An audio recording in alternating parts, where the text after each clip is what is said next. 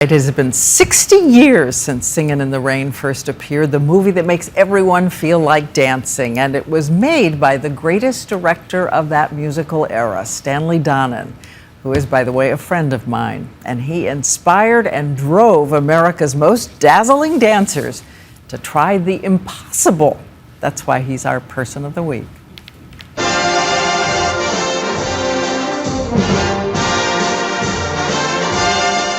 What we all like in life, I think, is the challenge of making something that is not easy to do.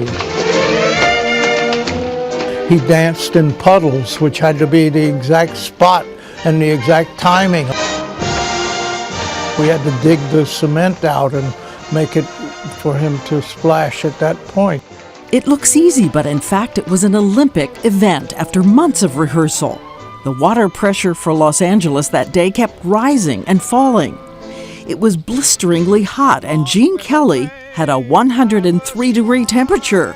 And we'd always heard they put milk in the water so we could see it better. True, not true. Absolutely false. Couldn't be more false. Stanley Donen says no tricks, just pathological attention to detail.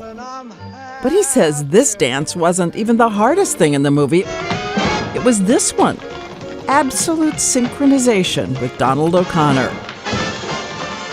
Debbie Reynolds said there were two excruciatingly painful things in her life: childbirth and Singin' in the Rain. I couldn't agree with her more. Stanley Donen was just a kid, a dancer himself, when he left South Carolina. And up ahead, the glamour of Hollywood, women, and a lot of movies. Same guy? Who is he?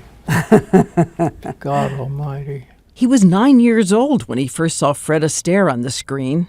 At 25, he directed him in Royal Wedding and had an idea. He represented to me someone where gravity doesn't affect them. And it occurred to me that he should dance around the room. Being in love is to be free of gravity at last. Yes, and just floating. So he built a room in a rotating box, turning slowly so Astaire could leap from one wall to the other, seeming to dance on the ceiling. We had to make everything in the room solid, so the draperies which were on the window couldn't be soft. They had to be glued to wood. He still thinks Astaire was the greatest gift to the musical world. He says Astaire made it all like poetry, while Kelly liked to flex muscles. And by the way, the mouse in Anchors Away?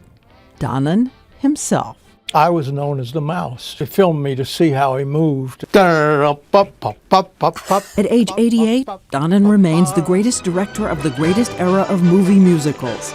A genius from a time when America was young and willing to try the impossible, simply for the joy of proving it could be done.